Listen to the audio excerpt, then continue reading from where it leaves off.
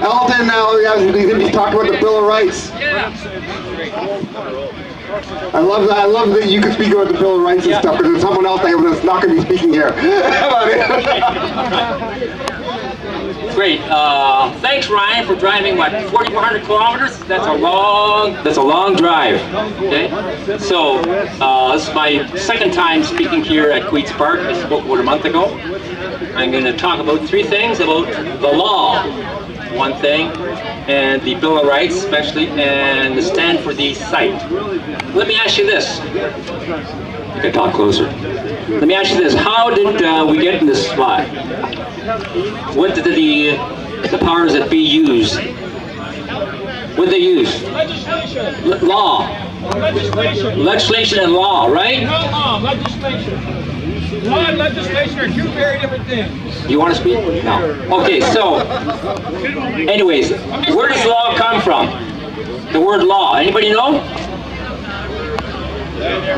Oh my gosh, he knows. Land, air, and water. Okay, there's several types of law. There's the land of the law of the land, common law. Then there's the land of the air, the law of the air, which is to do with the church laws. Then there is maritime or commerce contract law, which we are under. Okay, so if you want to learn how to legal self-defense, learn all types of law. Okay, not just common law, not just maritime law.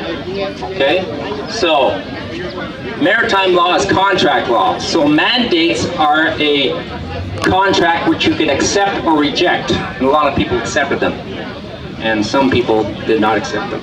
Okay, so with the Bill of Rights, let's go to the Canadian Bill of Rights. So the Canadian Bill of Rights is a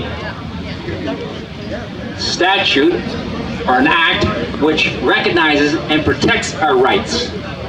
Okay, rights are from God. They're natural. They're God-given. They're not from a government. But like that, yeah. So recognize that you're not ruled by a government unless you make a contract with them, which many of you did by birth certificate, driver's license, SIN number, that type of thing. Anything you sign with them, that's why you have to pay all their statutes. Okay? Anyways, coming back to Canadian Bill of Rights, it recognizes and protects your rights. And one of the first things is the individual, we have the right to life, liberty, security of the person, and enjoyment of property. And also the right not to be deprived thereof without due process of law. So that means that you don't have to wear a mask or take the vax or stay 6 feet away or be in quarantine. Why? Because those are medical procedures, and you have to give consent. If you don't give consent to it, they can't make you. And if they get a little tough with you, you can actually give them a notice of liability. So that's why I'm promoting a site called Stand for Thee. Anybody got their phones or pencils ready? Somebody has. So go to the site, Stand for Thee, S-T-A-N-D, the number 4, Thee, T-H-E-E. Then you will know your rights and how to apply notice of liability if people get kind of nasty to you. Okay? So it helps save jobs, save being extorted and coerced. Okay? So that'll help you a lot. And they also have Zoom calls on Tuesdays and Fridays so you can get educated. I recommend that everybody empower themselves. Okay, how would it be like if, say, someone is getting, maybe having their rights violated here or anywhere else, and you had about 100 people who knew about the law. So they're not afraid to come up with the person. Let's say someone's violating somebody else, they're not afraid to come up with their camera and take pictures of them. Especially if they're policy enforcers. They're not afraid to take the picture of their name tag or badge number, because they are service agents, they're public servants, okay? So you can take pictures of them. So if they violate your rights, you can give them a notice of liability, which Rebecca Shepherd did up on the hill a couple weeks ago. one of the bylaw officers there gave her a ticket. So she came back next week and gave him a notice of liability, and he backed off. So when people came up on the hill, he had no problems.